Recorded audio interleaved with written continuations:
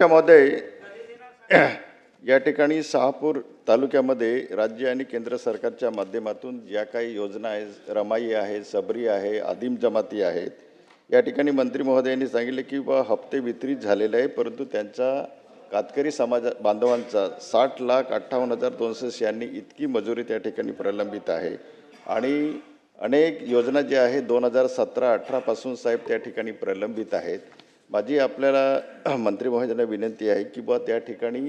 ज्या घरकुलांच्या बाबतीमध्ये काही तांत्रिक अडचणी आहे की मजुरांचा आधार कार्ड त्या ठिकाणी लिंक नसणं,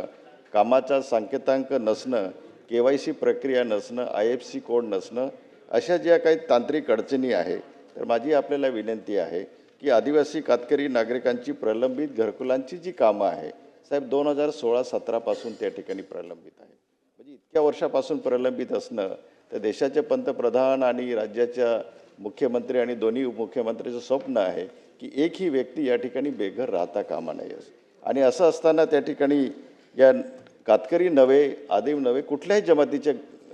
कुटुंब असेल त्याने त्या ठिकाणी तातडीने त्या प्रलंबित घरकुलांची कामं ही तातडीने कशा पद्धतीने पूर्ण करण्यात यावी आणि जी मजुरांमध्ये ज्या तांत्रिक अडचणी आहेत त्याच्या ठिकाणी जागरूकता निर्माण करून त्या तात्काळ सोडण्यासाठी कोणत्या उपाययोजना त्या ठिकाणी आपण करण्यात